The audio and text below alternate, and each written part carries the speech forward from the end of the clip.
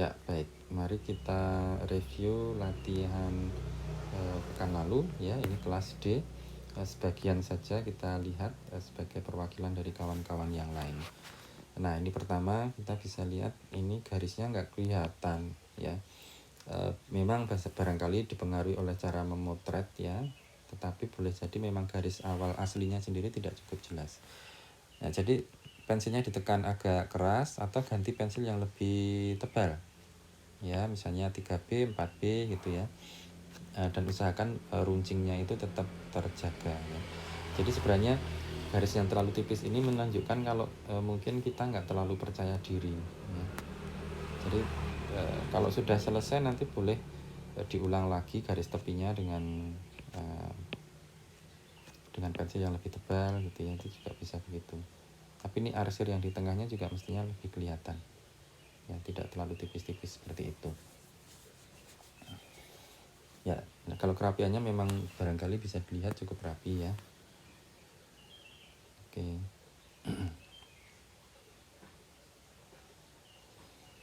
Nah, ini saya sayangkan ya, satu dengan penggaris ya, kemarin juga sudah saya bilang untuk tidak menggunakan penggaris. Yang kedua adalah jarak antar kotak pun juga sudah saya tentukan kemarin kalau tidak salah 1 cm. Nah, ini mestinya tidak seperti itu gambarnya ya, diperkirakan dong ya, ini mestinya seperti itu. Toh ya 1 cm kira-kira ya, jaraknya sama ya, mestinya ini sampai di sini. Nah, kalau sudah ya pakai pensil tipis dulu boleh ya, kalau sudah diulangi lagi dengan pensil yang lebih tebal.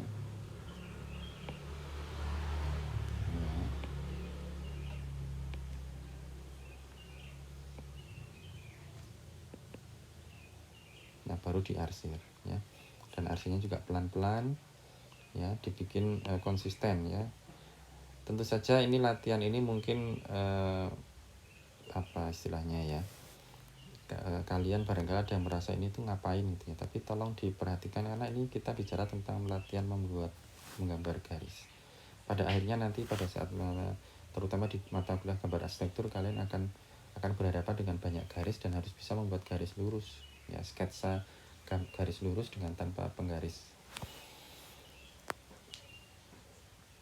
Ini sayang sekali ya, lalu bisa ditingkatkan kerapiannya. Ini juga sama ya, ini mestinya dicek dulu ya seperti apa itu. Jadi ini harusnya dibuat garis bantu dulu ya, sehingga bisa dipastikan lurus. Nah, ini lurus harusnya, dan ukurannya juga dijaga supaya sama. Oke. Nah, pensilnya mungkin juga perlu ditekan lebih keras, atau ini mungkin perlu diraut ya, pensilnya perlu diraut. Ini juga arsirnya perlu sampai ke ujung ya, ini sampai ke ujung.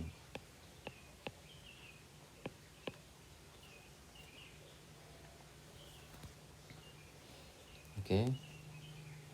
Nah, ini saya kira juga sama, ini perlu diperhatikan garisnya. Nah, kotaknya mestinya begitu ya, ini juga begitu, ini sama.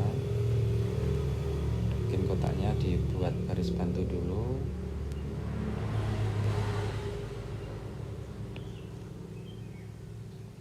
Nah, terus baru dibuat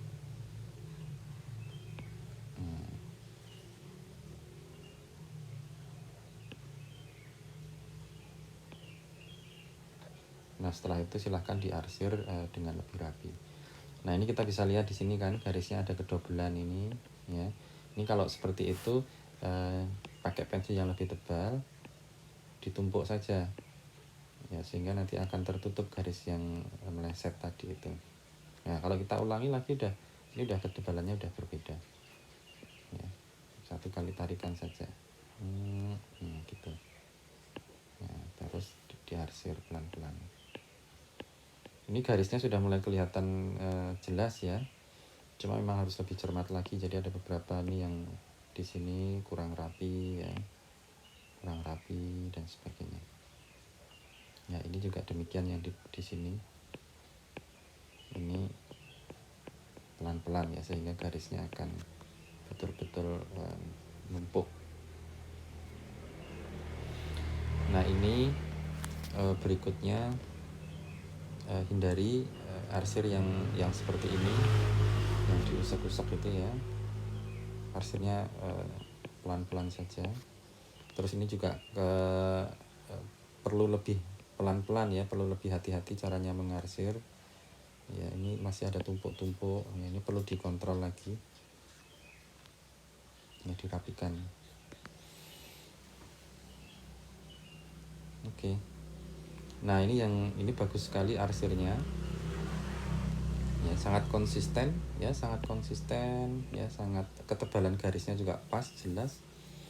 Nah tetapi saya tanya, ini menggunakan penggaris atau tidak ya. Saya tengok ini ada menggunakan penggaris sehingga rapi sekali. Nah ini kemarin saya sampaikan untuk sementara